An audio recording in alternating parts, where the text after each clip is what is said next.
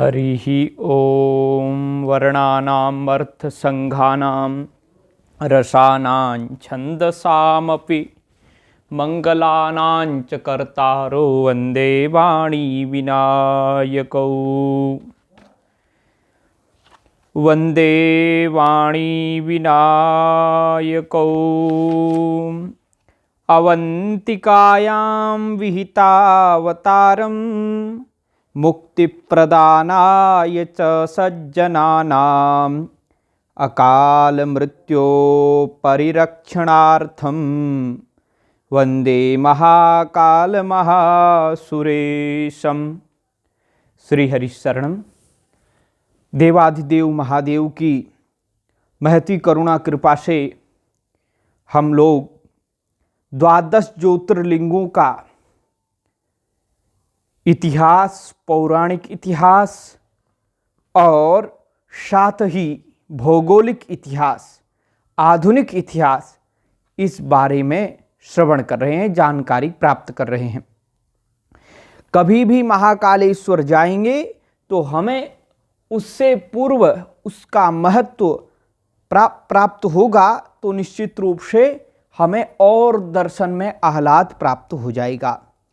तो आज हम जानेंगे श्री महाकालेश्वर का वर्तमान मंदिर एवं ज्योतिर्लिंग, श्री महाकाल ज्योतिर्लिंग का प्रागट्य कथा प्रसंग, भगवान महाकाल का प्रागट्य, ये सारे बारे में हम जानकारी प्राप्त करेंगे। देखिए,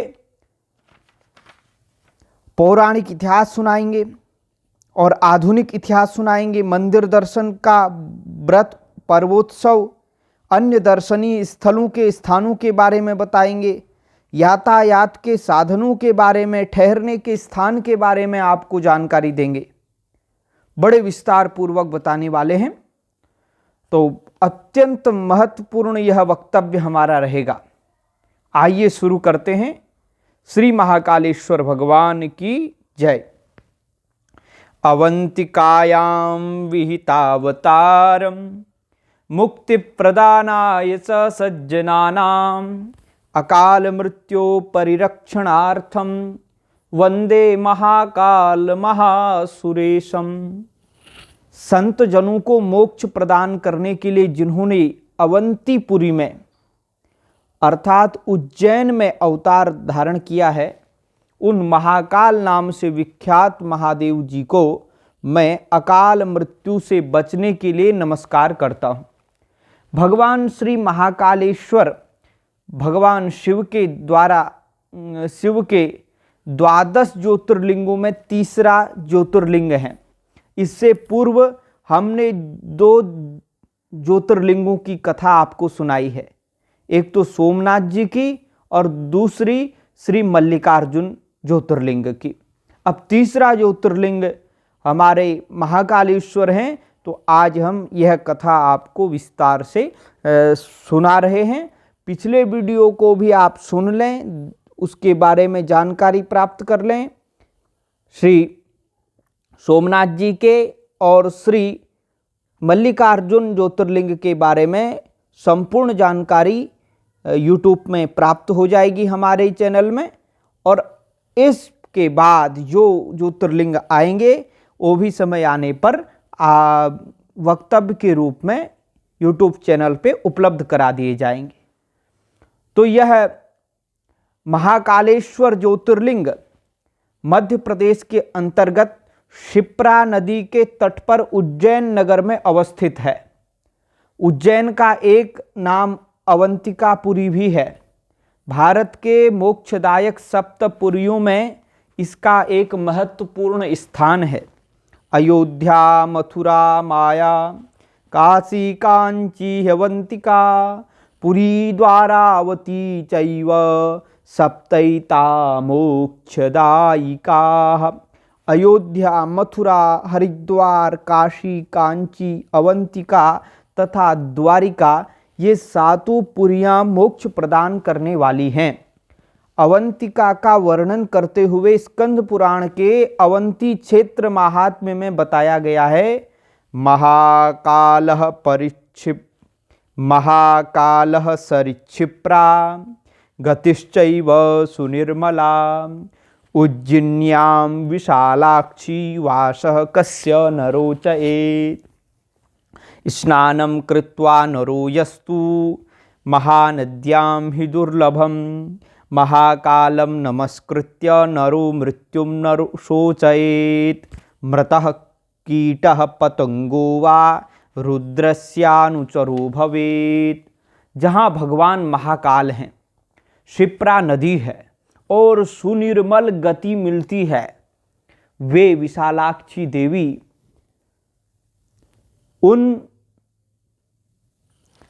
हे विशालाक्षी देवी, उस उज्जैनी में भला किसे रहना अच्छा ना लगेगा। जो मनुष्य दुर्लभ महानदी क्षिप्रा में स्नान करके भगवान महाकाल को नमस्कार करता है, वह मृत्यु का शोक नहीं करता। महाकाल क्षेत्र में मरा हुआ कीट और पतंग भी भगवान रुद्र का अनुचर होता है। महाभारत में एवं शिव पुराण, ये दोनों ग्रंथों में वर्णन है। तो ऐसे महाभारत एवं शिव पुराण जैसे दिव्य ग्रंथ भी उज्जैन की महत्ता का वर्णन करते हुए इस पावन भूमि की दिव्यता की मुक्त कंठ से प्रशंसा करते हुए नहीं अघाते हैं। क्षिप्रा नदी में स्नान करके ब्राह्मण को भोजन कराने से दरिद्र आदमी भी संपन्न हो जाता है। यहाँ महाराज विक्रमादित्य का 24 खंभों का दरबार मंडप, मंगल ग्रह का जन्म स्थान मंगलेश्वर और भर्तृहरि की गुफा भी है। यहीं पर योगीराज भर्तृहरि ने तपस्या करके सिद्धि प्राप्त की थी। इस स्थान को पृथ्वी का नाभि देश कहा गया है। यहीं पर 51 शक्तिपीठों में से एक शक्तिपीठ भी है। यहाँ पर भगवती सती की केहुनी गिरी थी।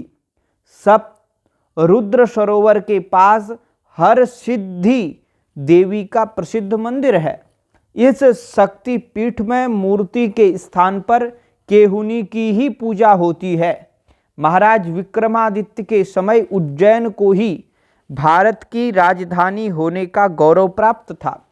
विक्रमादित्य के समय में महाकवि कालिदास जैसे उद्भट विद्वान नवरत्न थे। भारतीय ज्योतिष शास्त्र में देशांतर की शून्य रेखा उज्जैन से प्रारंभ हुई मानी जाती है। यहाँ पर सांदीपनि ऋषि का आश्रम है। सांदीपनि ऋषि को ही द्वापर में भगवान श्री कृष्ण और बलराम के शिक्षा गुरु होने का सम्मान प्राप्त हुआ था। इससे पता लगता है कि उज्जैन नगरी को विद्या और वैभव दोनों में विश्व की सर्वश्रेष्ठ नगरी होने का गौरव प्राप्त था। उज्जैन में प्रति 12 वर्ष पर महाकुंभ का स्नान और मेला लगता है। ज्योतिष शास्त्र के अनुसार जब बृहस्पति सिंह राशि में प्रवेश करते हैं, तब सिंहस्थ महाकुंभ का पावन पर्व पड़ता है। इस अवसर पर अपार जन समुदाय क्षिप्रा में स्नान एवं श्री महाकालेश्वर का दर्शन करके अनंत पुण्य का संचय करता है। पौराणिक इतिहास। शिव पुराण के अनुसार भगवान श्री महाकालेश्वर के प्रागट्य का इतिहास इस प्रकार है। नैमिषारण्य की पावन भूमि पर शौनकादि 88,000 ऋषि भगवत प्रीति के लिए शतवर्षीय महायज्ञ कर रहे थे।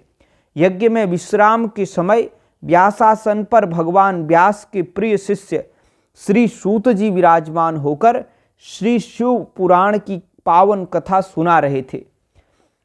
उनसे ऋषियों ने प्रश्न किया कि हे श्री सूत जी महाराज, भगवान व्यास की असीम कृपा आपको सहज ही प्राप्त है। उन दिव्य महापुरुष के कृपा पात्र होने के कारण आप इस धराधाम पर मनुष्यों के अज्ञानांधकार को नाश करके ज्ञान प्रदान करने वाले दूसरे सूर्य के समान हैं। जिस प्रकार सूर्य के उदय होते ही अंधकार नष्ट हो जाता है, उसी प्रकार आपके सानिध्य और उपदेश के प्रभाव से मरण धर्मा मानवों को परमात्म ज्ञान का दिव्य प्रकाश प्राप्त होता है और वे संसार सागर से सहज ही पार हो जाते हैं। आपके लिए त्रिलोकी में कोई वस्तु अज्ञेय नहीं है। हे भगवान, भगवान शिव के ज्योतिर्लिंगों की कथा सुनकर हमारी तृप्ति नहीं होती, इसलिए आप हमारे ऊपर विशेष कृपा करके भगवान शिव के तीसरे ज्योतिर्लिंग की कथा सुनाकर हमारी जिज्ञासा को शांत करने का अनुग्रह करें। सूत जी ने कहा कि हे ब्राह्मणों, आप जैसे सत्संग प्रिय श्री संपन्न विद्वान ब्राह्मणों की संगति प्राप्त करके मैं धन्य एवं कृतकृत्य हो गया हूँ, क्योंकि साधु पुरुषों का संग अपवर्ग प्राप्त करने का अर्थात मोक्ष प्राप्त करने का अमोघ साधन है। संसार एवं स्वर्ग के समस्त सुख मिलकर भी सत्संग की तुलना में कुछ नहीं है। आप लोग सर्वज्ञ हैं। संसार और परमार्थ का कोई भी विषय आप लोगों से अछूता नहीं है, फिर भी मुझे महत्ता देकर आप लोग जो शिव चरित्र कहने का सौभाग्य प्रदान कर रहे हैं, उसके लिए आप लोगों के प्रति मैं हृदय से कृतज्ञता और अपने प्रति धन्यता का अनुभव कर रहा हूँ। आप लोग इस परम पवित्र एवं पापनाशक दिव्य कथा को सुने। भगवान शिव को परम प्रिय, महापुण्यदायक, संसार को पवित्र करने वाली तथा समस्त मनुष्यों के लिए मुक्तिदायक यह अवंती नाम की नगरी है। उसी पवित्र पुरी में शुभ कर्म परायण तथा नित्य वेदों का स्वाध्याय करने वाले एक वेद प्रिय नाम के ब्राह्मण रहते थे। वे अपने घर में अग्नि स्थापित करके नित्य हवन करते हुए वैदिक कर्मों के अनुष्ठान में संलग्न रहते थे। इतना ही नहीं, प्रतिदिन पार्थिव लिंग का निर्माण करके शास्त्र विधि से पूजन करना वेद प्रिय का नित्य का कर्म था। भगवान शिव के कृपा प्रसाद से वेद प्रिय के देवप्रिय, प्रिय मेधा, सुकृत और सुब्रत नाम के 4 पुत्र उत्पन्न हुए। ब्राह्मण के चारों पुत्रों में पिता के धार्मिक संस्कार कूट कूट कर भरे हुए थे। वे चारों शिव पूजा में तत्पर रहने वाले तथा माता पिता की आज्ञा का पालन करने वाले थे। उनके पुण्य प्रताप से पृथ्वी पर शुक्ल पक्ष के चंद्रमा की भांति धर्म और सुख का साम्राज्य विकास हो रहा था। सुख और धर्म और सुख का साम्राज्य का विकास हो रहा था। उस समय अवंती नगरी ब्रह्म तेज से संपन्न थी। सभी लोग स्वधर्म, सत्य और अपने कर्तव्य पालन में निरत थे। समय आने पर वेदप्रिय ने शिवलोक में पधार कर भगवान आशुतोष का सानिध्य प्राप्त किया। उनके पुत्र उज्जैन में धर्म ध्वजा के सच्चे संवाहक बने। ब्रह्मा जी की द्वंद्वात्मक सृष्टि में दैवी एवं आसुरी लोगों के संघर्ष चलते ही रहते हैं। दैवी संपदा की वृद्धि को आसुरी संपदा के लोग सहन नहीं कर पाते हैं। फलतः वे धर्म के ह्रास के लिए तत्पर हो जाते हैं। भगवान का कार्य धर्म का उत्थान एवं अधर्म का विनाश है, इसलिए वे सदैव दैवी संपदा के सहायक बनते हैं और असुरों को मारकर धर्म की स्थापना करते हैं। इसलिए अंतिम विजय का श्रेय धर्म को ही प्राप्त होता है। अतः जहाँ धर्म है वहाँ भगवान है और जहाँ भगवान है वहाँ विजय सुनिश्चित है। श्री सूत जी महाराज कहते हैं कि जिस समय वेदप्रिय के चारों पुत्रों के तपोबल एवं शिवोपासना के प्रभाव से धर्म साम्राज्य का शंखनाद चारों दिशाओं में गूंज रहा था, उसी समय रत्नमाला नामक पर्वत पर दूषण नामक दैत्यों का राजा रहता था।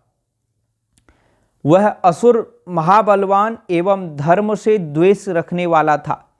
ब्रह्मा जी का वरदान प्राप्त कर वह तीनों लोकों में अजेय हो गया था। उसने देवताओं पर आक्रमण करके उन्हें उनके अधिकार से वंचित कर स्वर्ग लोक पर अपना आधिपत्य जमा लिया था। सिर्फ यही नहीं, उस दुष्ट दैत्य ने धर्माचरण पर भी रोक लगा दिया और धार्मिक लोगों को कष्ट देने लगा। जहाँ वेद शास्त्र स्मृति का श्रवण मनन होता था, वहाँ के नगर गांव और पुर में वह आग लगा देता था। फलतः प्रत्येक धर्म स्थान और तीर्थ स्थान में धर्माचरण पूर्णतया बंद हो गया था। उसके अत्याचार से केवल अवंती नगरी ही बची रही। इसलिए उसने बहुत बड़ी सेना लेकर अवंतिका के ब्राह्मणों का वध करने के लिए चढ़ाई कर दी। अवंतिका में पहुंचकर उस विप्रद्रोही दूषण ने अपने 4 सेनापतियों को बुलाकर कहा, यहाँ के सभी ब्राह्मण बड़े दुष्ट हैं। ये मेरी आज्ञा का पालन नहीं करते हैं। ये सदा वैदिक धर्म का आचरण करते हैं। अतः मेरी आज्ञा है कि इन्हें कठोर दंड दिया जाए। मैंने सभी देवताओं तथा राजाओं को पराजित कर दिया है। क्या इन ब्राह्मणों को वशीभूत करने में हम लोग असमर्थ हैं? इनसे कह दो कि यदि ये लोग जीना चाहते हैं तो शिव की पूजा करना बंद कर दें, अन्यथा मरने के लिए तैयार रहें। दूषण के आदेश से उन दैत्यों ने प्रलयकालीन अग्नि के समान नगर को चारों दिशाओं से घेर लिया। वहां के ब्राह्मणों ने जब नगर को दैत्यों से घिरा हुआ देखा तो वे उन्हें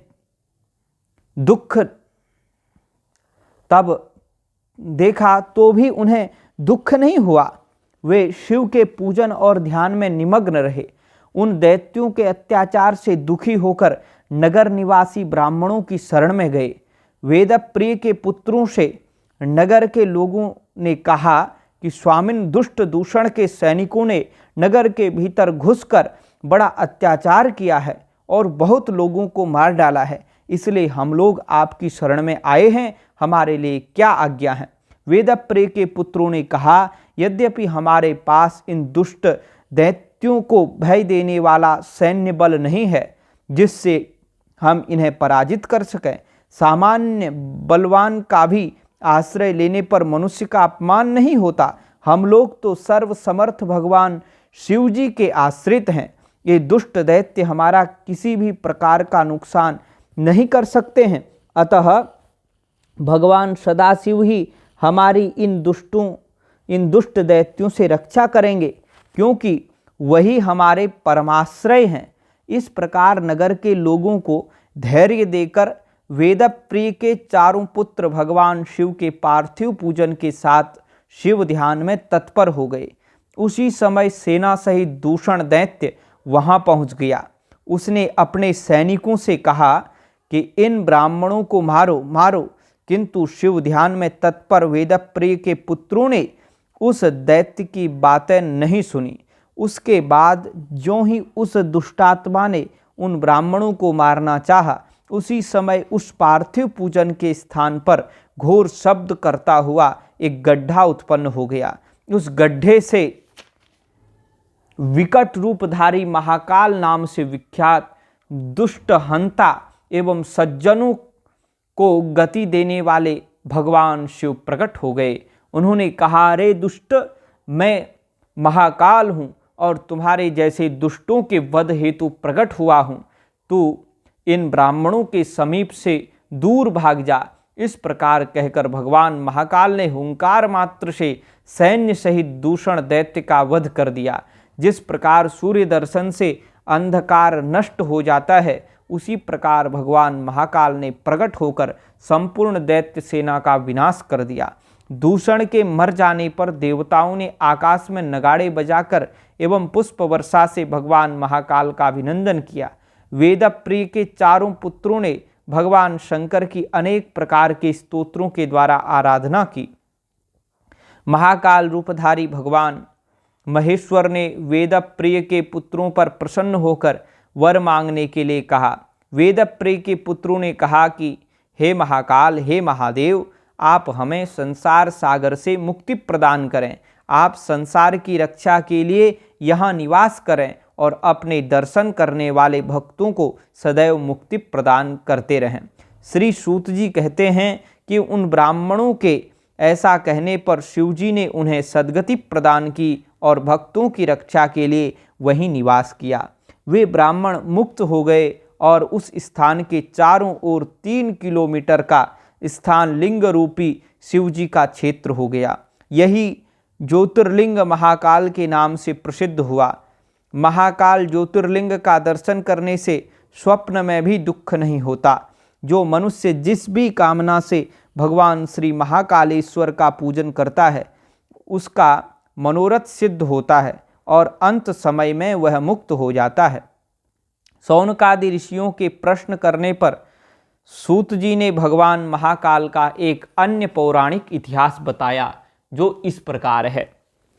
उज्जैन नगर में एक महान राजा रहता था जिसका नाम चंद्रसेन था। वह सभी शास्त्रों को जानने वाला शिवभक्त तथा जितेंद्रिय था। भगवान शिव का प्रमुख गण मणिभद्र चंद्रसेन का मित्र था।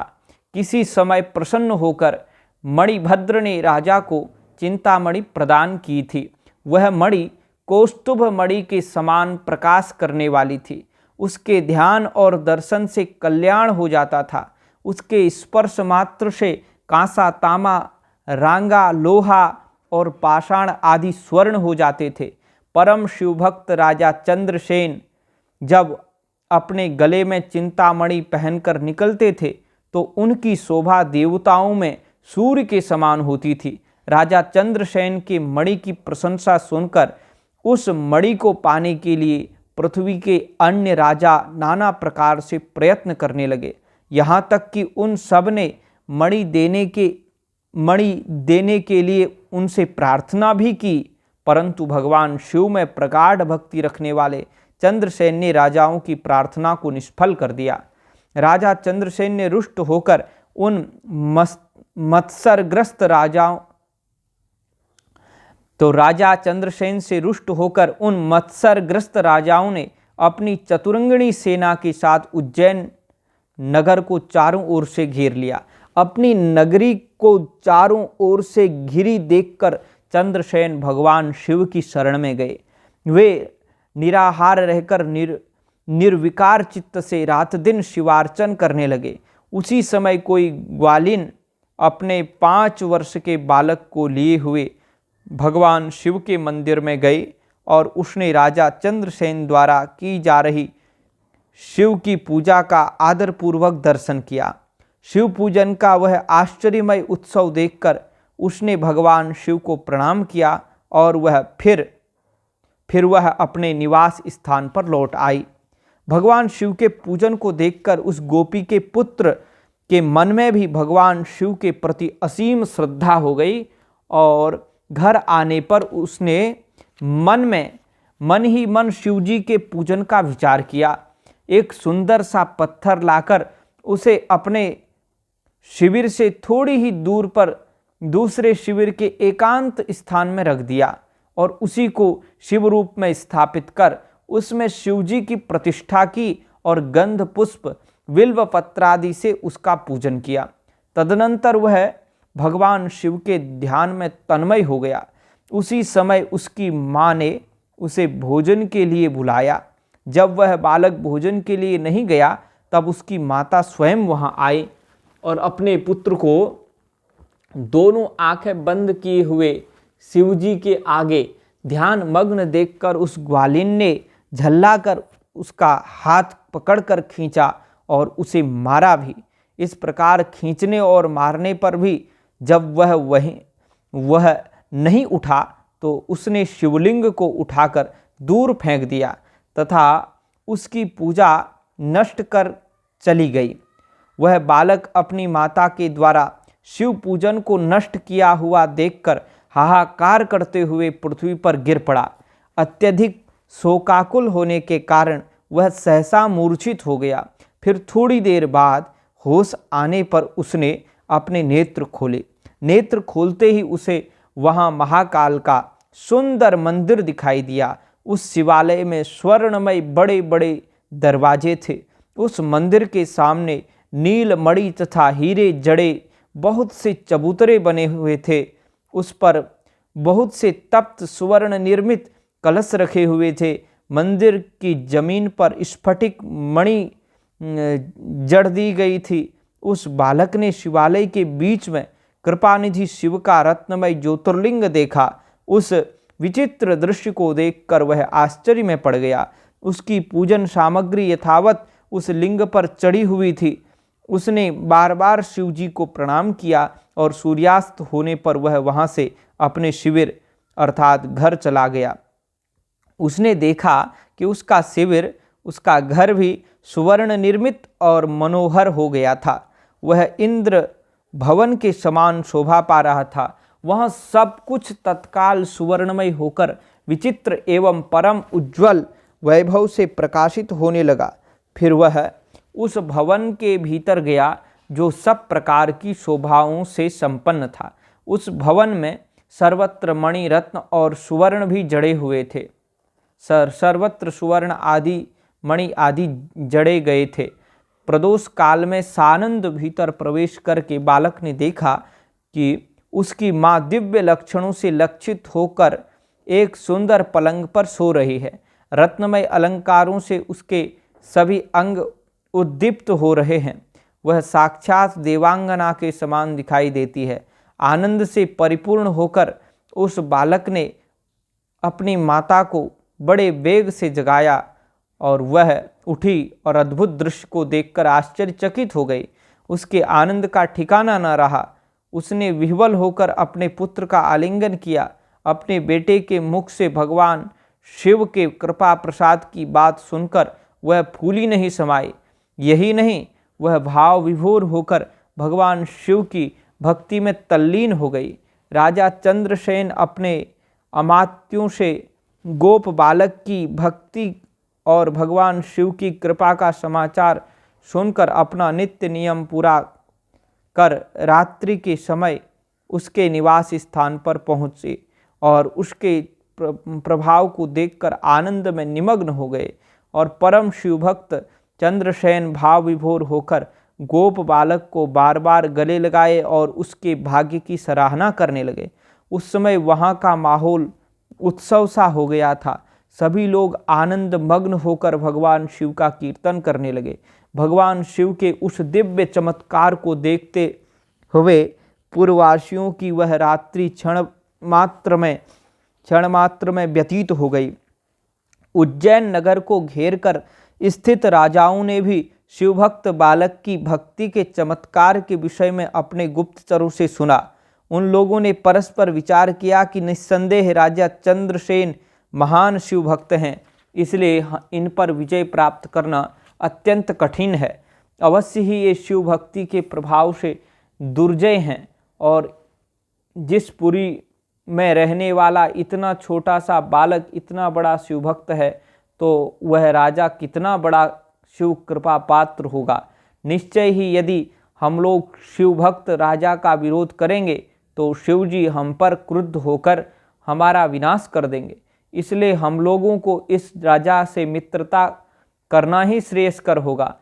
इस प्रकार निश्चय करके सभी राजाओं ने दूत के द्वारा महाराज चंद्रसेन के पास मित्रता के लिए संदेश भेजा और उनकी अनुमति प्राप्त करके एवं निशस्त्र होकर उन राजाओं ने महाकाल की पुरी में प्रवेश किया। सभी राजाओं ने चंद्रसेन के साथ महाकाल का पूजन अर्चन किया। तदनंतर सभी लोग शिव कृपा प्राप्त कर उस गोपी पुत्र से मिलने के लिए गए। उससे मिलकर सबके मन में शिवजी के प्रति अगाध प्रेम और श्रद्धा उत्पन्न हो गई। सबके निर्णय से उस गोपी पुत्र को ग्वालों का राजा बना दिया गया। उसी समय वहाँ देव गणों से पूजित श्री राम के अनन्य भक्त श्री हनुमान जी प्रकट हो गए। उनको देखकर सभी लोग आश्चर्यचकित हो गए। वहाँ उपस्थित सभी लोगों ने भक्त श्रेष्ठ श्री हनुमान जी को प्रणाम किया और उनका पूजन किया। श्री हनुमान जी ने गोपपुत्र का आलिंगन किया और कहा कि हे राजाओं, तुम लोगों का कल्याण हो। इस संसार में शिव जी के अतिरिक्त मनुष्यों का कल्याण करने वाला और कोई नहीं है। इस गोप बालक का भाग्य अनुपम है। इसने शिव पूजा को देखकर बिना मंत्र के ही शिव जी का पूजन करके उन्हें प्राप्त कर लिया है। यह शिव जी का सर्वश्रेष्ठ भक्त होगा। यह श्रीकर गोप के नाम से प्रसिद्ध होगा। गोपों की कीर्ति को बढ़ाने वाला यह बालक इस लोक में संपूर्ण भोगों को भोग कर अंत में मोक्ष प्राप्त करेगा। इसके वंश की 8वीं पीढ़ी में महायशस्वी नंद नाम के गोप उत्पन्न होंगे। साक्षात नारायण ही श्री कृष्ण के रूप में उनके पुत्र बनेंगे। इस प्रकार कहकर श्री हनुमान जी ने गोप पुत्र श्रीकर को शिव भक्ति तथा सदाचार का उपदेश देकर सबके देखते देखते अंतर्धान हो गए। तदनंतर सभी राजा चंद्रसेन से पूजित होकर अपने अपने स्थान को चले गए। शिवभक्त श्रीकर गोप भी धर्मज्ञ ब्राह्मणों के साथ श्री हनुमान जी के उपदेशानुसार शिव पूजन करने लगा। इस प्रकार महाराज चंद्रसेन और श्रीकर गोप दोनों ने जीवन पर्यंत महाकालेश्वर भगवान शिव की आराधना की और आयु समाप्त होने पर दोनों ने शिवलोक को प्राप्त किया। भगवान श्री महाकालेश्वर का यह ज्योतिर्लिंग सज्जनों को सद्गति प्रदान करने वाला और दुष्टों का दमन करने वाला तथा भक्तों पर कृपा करने वाला है। आधुनिक इतिहास के बारे में कुछ बातें जानते हैं। उज्जैन में सन 1107 से 1728 ईस्वी तक यवनों का शासन था। इनके शासनकाल में अवंतिका की लगभग 4500 वर्षों में 4500 वर्षों में स्थापित हिंदुओं की प्राचीन धार्मिक परंपराएं प्रायः नष्ट हो चुकी थीं। 1235 ईस्वी में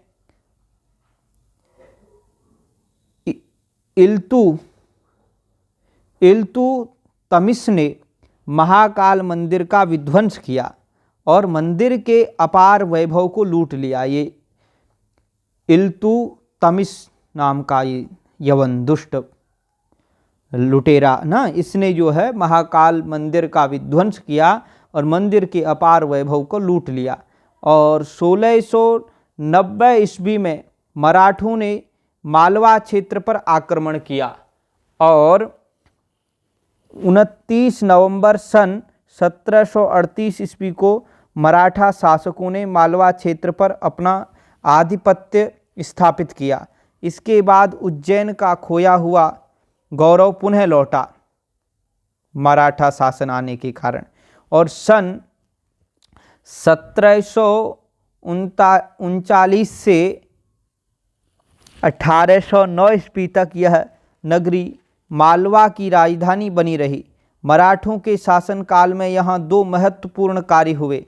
पहला, महाकाल मंदिर का पुनर्निर्माण और ज्योतिर्लिंग की पुनर्प्रतिष्ठा तथा सिंहस्थ कुंभ स्नान की स्थापना। आगे चलकर राजा भोज ने इस मंदिर का विस्तार कराया। मंदिर दर्शन के बारे में हम जानते हैं।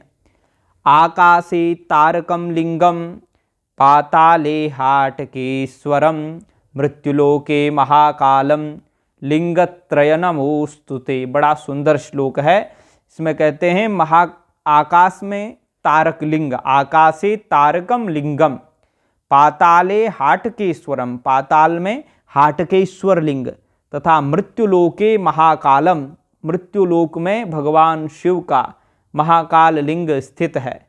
लिंगत्रय नमोस्तुते, इन तीनों लिंगों को नमस्कार करते हैं। आकाशे तारकम लिंगम पाताले हाटकेश्वरम मृत्युलोके महाकालम लिंगत्रय नमोस्तुते। महाकाल मंदिर एक परकोटे के भीतर स्थित है। मंदिर का प्रांगण विशाल है और सामान्य भूमि की तरह से कुछ नीचे है।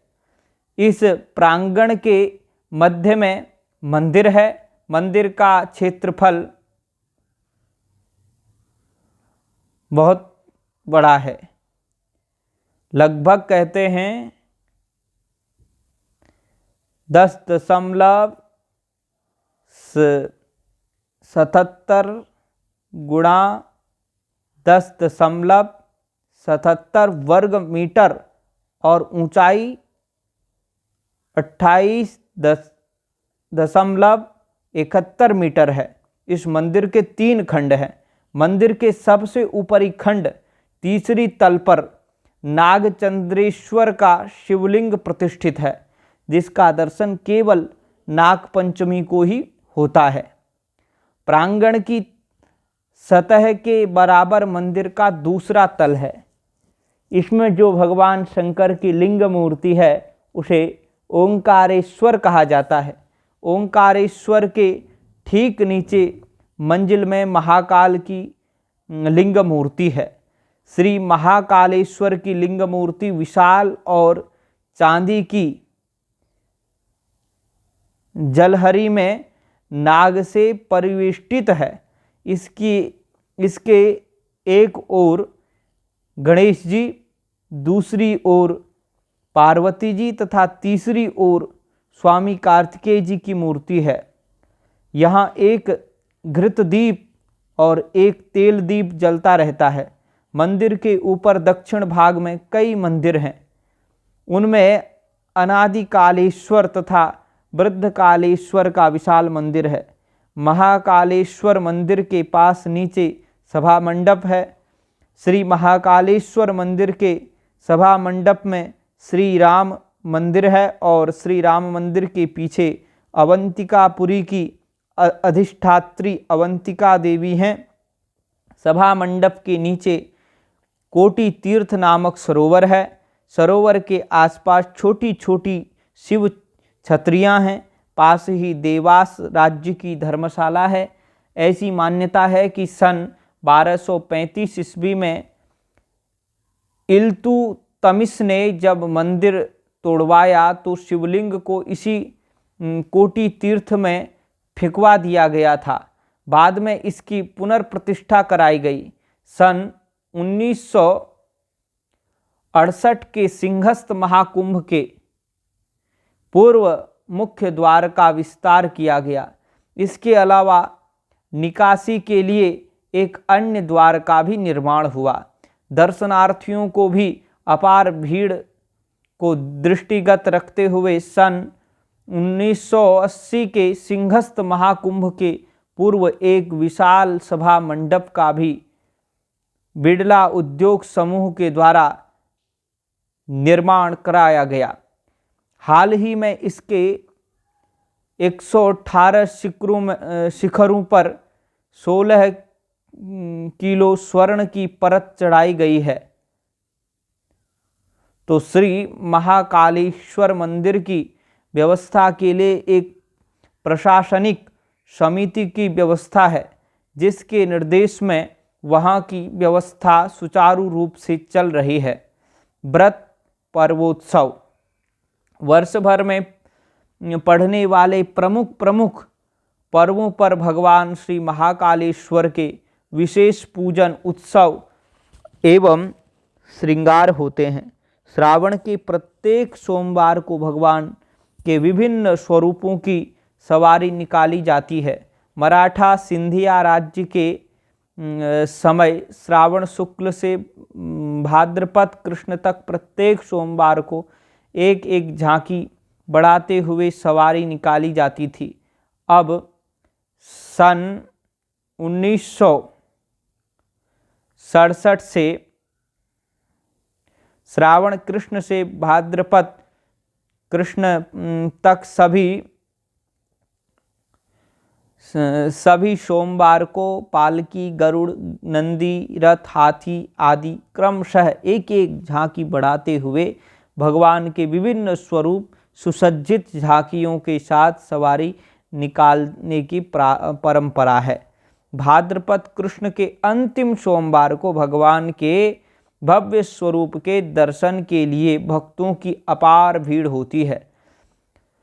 श्रावण शुक्ल पंचमी नाग पंचमी को शिखर के तीसरे तल पर नाग के आसन पर स्थित शिव पार्वती की सुंदर प्रतिमा के दर्शन लाखों धर्मप्राण जनता वर्ष में एक बार ही करती है। पूरे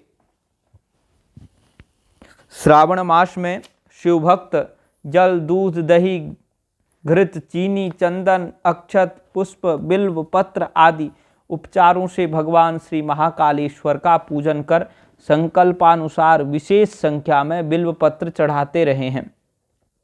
परंतु कुछ समय पूर्व लिंग मूर्ति में क्षरण होने पर न्यायालय द्वारा हुए आदेशानुसार उस लिंग पर केवल RO द्वारा शुद्ध किए गए जल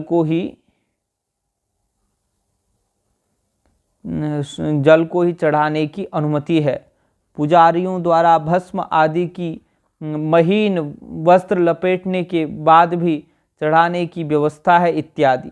तो आश्विन कृष्ण पक्ष में उमा झांसी महोत्सव और शुक्ल पक्ष में विजयादशमी को श्री महाकालेश्वर की राजसी सवारी नगर सीमा से बाहर दशहरा मैदान तक जाती है। वहाँ शमी शाखा का पूजन, सीमा पूजन एवं अपराजिता देवी का पूजन विधि विधान से संपन्न होता है। कार्तिक शुक्ल पक्ष से मार्गशीर्ष कृष्ण पक्ष तक प्रत्येक सोमवार को श्री महाकालेश्वर की प्रतिमा पालकी में क्षिप्रा नदी तक जाती है। अन्य दर्शनीय स्थान क्षिप्रा। उज्जैन में क्षिप्रा नदी बहती है जो अत्यंत पवित्र मानी गई है। ऐसा कहा जाता है कि क्षिप्रा भगवान विष्णु के शरीर से उत्पन्न हुई नदी है। उज्जैन स्टेशन से क्षिप्रा की दूरी लगभग 2 किलोमीटर है।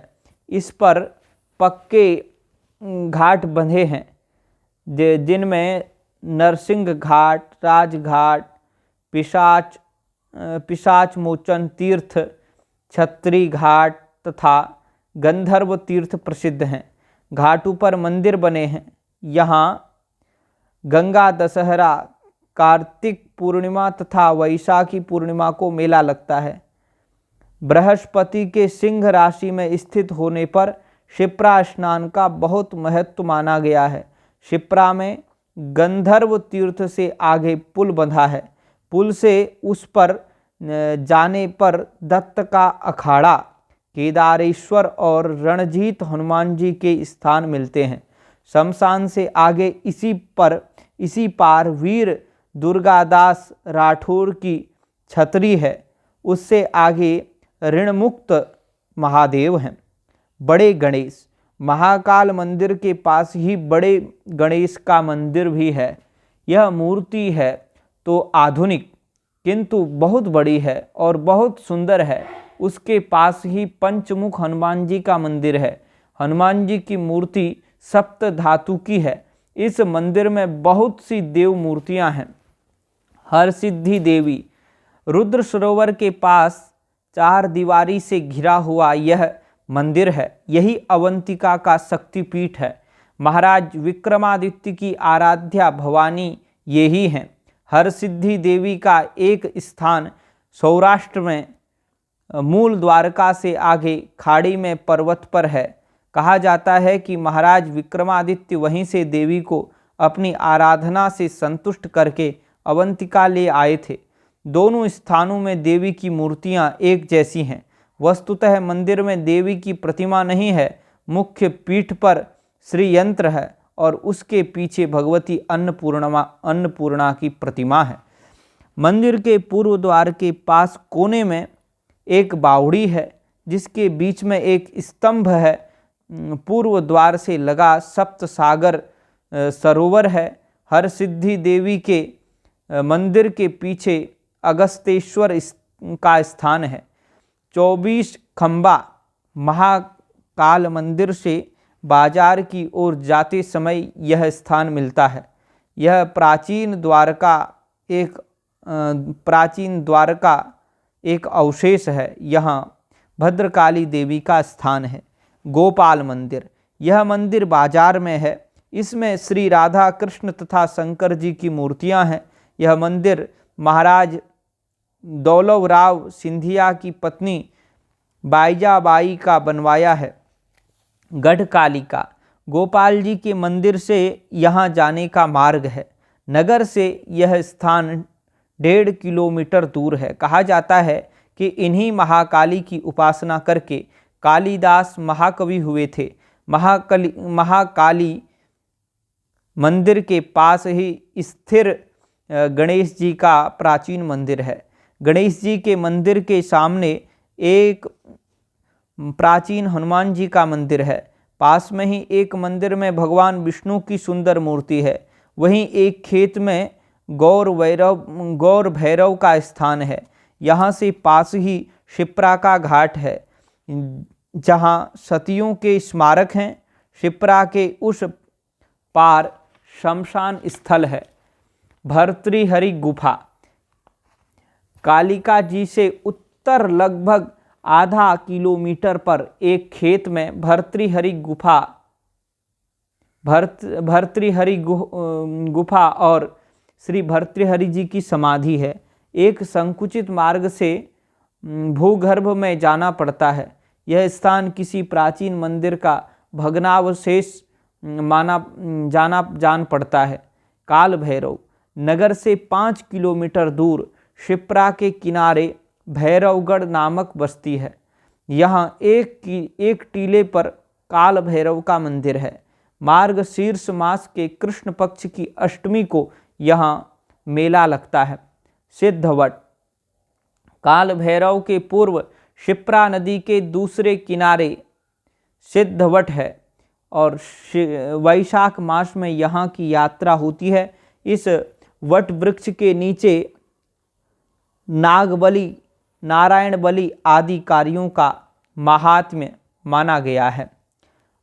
अंकपाद सांदीपनी आश्रम, गोपाल मंदिर से लगभग 3 किलोमीटर पर मंगलेश्वर के मार्ग में यह स्थान है। श्री कृष्ण, बलराम तथा सुदामा ने यहीं पर सांदीपनी से विद्याध्ययन किया था। यहाँ गोमती सरोवर नामक एक कुंड है, एक उपवन है और उसमें महर्षि सांदीपनी की गद्दी है। यहीं पर महर्षि सांदीपनी, उनके पुत्र तथा श्री कृष्ण, बलराम और सुदामा की मूर्तियां हैं। श्री वल्लभाचार्य जी की बैठक है। पास ही विष्णु सागर और पुरुषोत्तम सागर हैं। चित्रगुप्त का पुराना स्थान भी पास में ही है। अंकपाद के पश्चिम जनार्दन मंदिर है। मंगलनाथ, अंकपाद से कुछ आगे टीले पर मंगलनाथ मंदिर है। पृथ्वी पुत्र मंगल ग्रह की उत्पत्ति यहीं मानी जाती है। यहाँ मंगलवार को पूजन होता है। वेधशाला, यह लोग यंत्र महल है। इसको लोग यंत्र महल कहते हैं।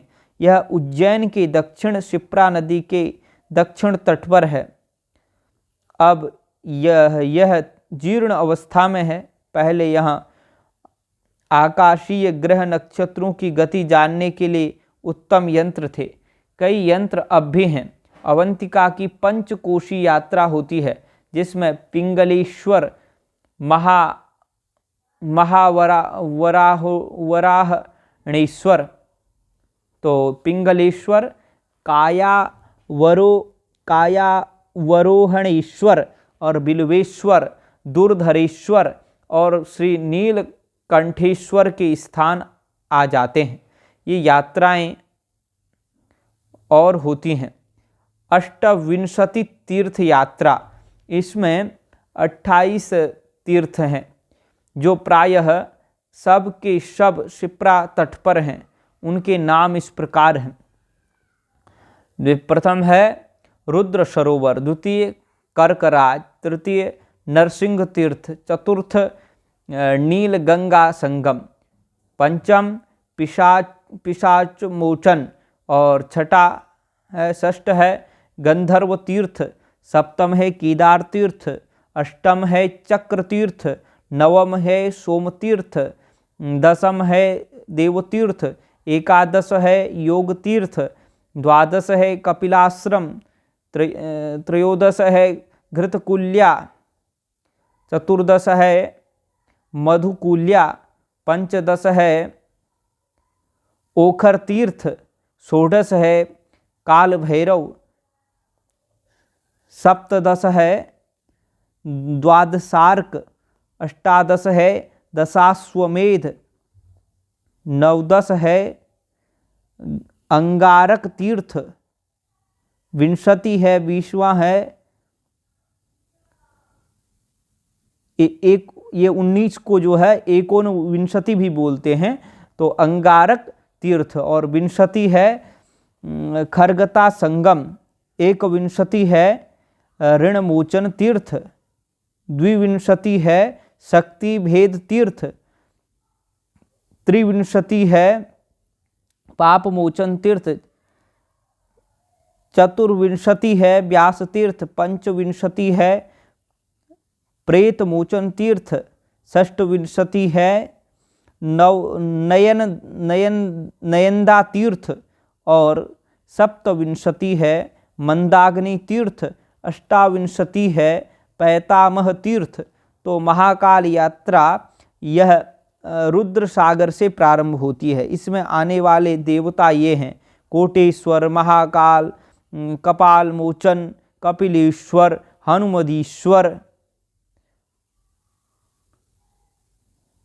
हनुमदीश्वर,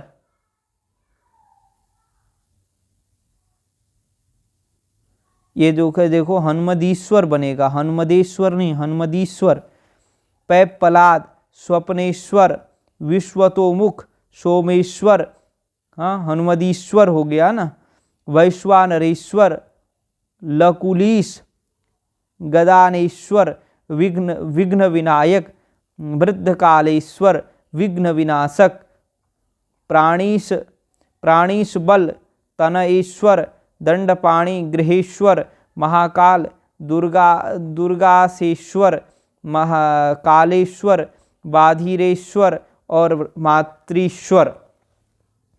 देव यात्रा, ये क्षेत्र यात्रा शंखोद्धार क्षेत्र अंकपाद में, और विश्व रूप क्षेत्र सिंहपुरी में, ठीक, माधव क्षेत्र अंकपाद में, चक्रपाणि तीर्थ शिप्रा तट और अंकपाद।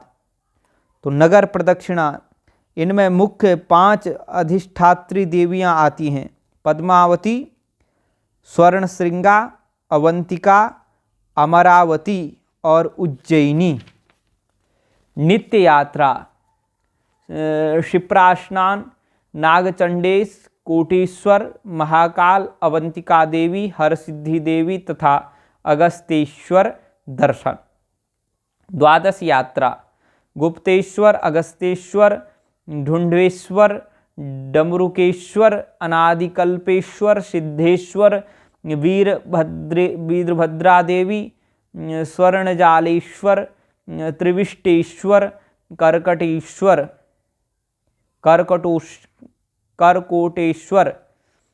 कपालेश्वर, स्वर्गद्वारेश्वर। यह यात्रा पिशाच मोचन तीर्थ से प्रारंभ करनी चाहिए। सप्त सागर यात्रा, रुद्र सागर हरसिद्धि के पास, पुष्प सागर नलिया बाखल, क्षीर सागर डाबरी, गोवर्धन सागर बुधवारी, रत्नाकर सागर उंडा से गांव, विष्णु सागर और पुरुषोत्तम सागर अंकपाद। अष्ट महाभैरव, दंडपाणि देवप्रयाग के पास, विक्रांति भैरव ओखरेश्वर के पास, महाभैरव सिंहपुरी, क्षेत्रपाल सिंहपुरी, वटुक भैरव ब्रह्मपोल, आनंद भैरव मल्लिकार्जुन पर, गौर भैरव गढ़ पर, काल भैरव भैरटगढ़, एकादश रुद्र, कपर्दी तिलभांडेश के पास, कपाली ब्रह्मपोल, कलानाथ ओखरेश्वर पर, वृषासन महाकाली काल में, त्र्यंबक ओखरेश्वर पर, शूलपाणी महाकाल में, चीरवाला महाकाल में, दिगंबर जाट के कुएं में, गिरीश कालिका मंदिर, कामचारी वृंदावनपुरा सर्व सर्वांग भूषण तीर्थ पर। देवस्थान एकाननसा सिंहपुरी में। भद्रकाली 24 खंभा अवंतिका महाकाल में। नवदुर्गा अबदलपुरा में। चतुष्षष्ठी योगिनी नयापुरा विंध्यवासिनी गढ़ पर। वैष्णवी सिंहपुरी कपाली योगीपुरा छिन्नमस्ता अब्दलपुरा बाराही। कार्तिक चौक महाकाली महालक्ष्मी महासरस्वती। कार्तिक चौक एक ही मंदिर में। तो शिवलिंग महाकाल वन अवंतिका क्षेत्र वन में असंख्य शिवलिंग माने जाते हैं। उनमें से 48 मुख्य लिंग हैं। नहीं 48 नहीं, उनमें से 84 मुख्य लिंग हैं। थोड़ी बोलने में गलती होगी। 84 मुख्य लिंग हैं और वे अवंतिका के विभिन्न स्थानों में स्थित हैं। यातायात के साधन उज्जैन जाने के 3 मार्ग हैं। पहला सड़क मार्ग, दूसरा रेल मार्ग, तीसरा हवाई मार्ग। इन तीनों मार्गों का विवरण निम्नलिखित है। सड़क मार्ग उज्जैन के लिए दिल्ली, मुंबई, अहमदाबाद, भोपाल, इंदौर, ग्वालियर आदि विभिन्न महानगरों से राज्य परिवहन की बस सेवा के साथ प्राइवेट लग्जरी बस सेवाएं भी उपलब्ध हैं। दूसरा है रेल मार्ग। उज्जैन रेलवे स्टेशन पर मध्य रेलवे की भोपाल, उज्जैन एवं आगरा, उज्जैन तथा पश्चिमी रेलवे की नागदा, उज्जैन तथा फतेहाबाद उज्जैन लाइनें हैं। इनमें से किसी भी रेलवे से उज्जैन पहुंचा जा सकता है। तो नागदा और फिर फतेह, इसमें से किसी भी रेलवे से उज्जैन पहुंचा जा सकता है। विभिन्न महानगरों से द्रुतगामिनी रेलगाड़ियों से उज्जैन की यात्रा की जा सकती है। हवाई मार्ग भारत के समस्त महानगरों से इंदौर स्थित अहिल्याबाई होलकर विमानपत्तन तक अंतर्निदेश उड़ाने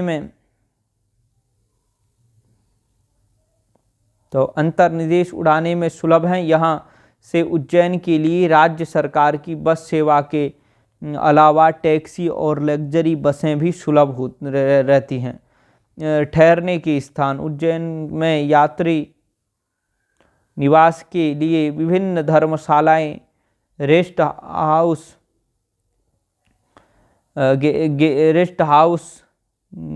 हाउस तथा होटल सुलभ हैं। तो इस प्रकार से यह रहा महाकालेश्वर, श्री महाकालेश्वर के मंदिर का पौराणिक इतिहास, उनके दर्शन का महत्व, उनकी कथा के श्रवण का महत्व, उनके उस तीर्थ स्थान में जाने का महत्व, वहाँ रह कर के भजन आराधना करने का महत्व, साथ ही फिर इसका पौराणिक इतिहास और आधुनिक इतिहास, ये सब कुछ हमने वर्णन किया। क्योंकि आधुनिक इतिहास भी, मुगल काल का इतिहास भी इसमें वर्णन किया गया और उसके पश्चात वहाँ के व्रत उत्सवों का हमने आनंद लिया, व्रत पर्वोत्सवों का आनंद लिया, उसके बारे में जाना और वहाँ आसपास के जितने मंदिर हैं, जितने तीर्थ हैं, उन सब के बारे में हमने जानकारी प्राप्त की। तो मित्रों, ये रहा महाकालेश्वर मंदिर में तो हम भी दर्शन करके आए हैं, ये हमारा सौभाग्य है। और हमें जितनी जानकारी अभी प्राप्त है उतनी जानकारी उस समय नहीं थी, लेकिन हम दर्शन करके आए हैं। अब जब जानकारी प्राप्त है, जब प्रभु बुलाएंगे फिर जाएंगे। तो आने वाला जो ज्योतिर्लिंग है वो श्री ओंकारेश्वर है। क्योंकि हम एक क्रम से सुना रहे हैं आपको, सौराष्ट्रे सोमनाथम सुना दिया और सौराष्ट्री सोमनाथम च श्रीशैले मल्लिकार्जुनम, श्रीशैल में मल्लिकार्जुन है, उसकी चर्चा हम कल कर चुके हैं। उज्जैन्याम महाकालम, तो महाकाल भगवान की भी चर्चा कर ली, आगे आने वाले हैं। ओंकारे परमेश्वरम, ओंकार में परमेश्वर है, इसका वर्णन करेंगे। केदारम हिमवत पृष्ठे, फिर डाकिन्याम भीमशंकरम, वाराणस्याम च विश्वेशम, त्र्यंबकम गौतमी तटे, वैद्यनाथम चिताभूमो, नागेशम दारुकावने, सेतुबंधे च रामेशम, घुष्मेशम च शिवालये, एत द्वादशैतानि नामानि प्रातरुत्थाय यह पठेत सर्व पाप विनिर्मुक्ता सर्व सिद्धि फलम लभेत। तो इस प्रकार से भोलेनाथ की इस वाणी को भोलेनाथ के चरणों में समर्पित करते हैं। आपको अच्छा लगे तो लाइक जरूर करें। जय महाकाल, हर हर महादेव कमेंट में जरूर लिखें और साथ ही हमारे चैनल को सब्सक्राइब करें। अपने इष्ट मित्रों को भी जरूर यह लिंक भेजें ताकि वह भी इस कथा का भरपूर आनंद ले सकें और भगवान भोलेनाथ की कृपा प्राप्त कर सकें। लगभग पूरे 1 घंटे का वीडियो आज बन चुका है, तो हम यहीं आपसे विदा लेते हैं। जय श्री राधे, हर हर महादेव, जय महाकाल। हर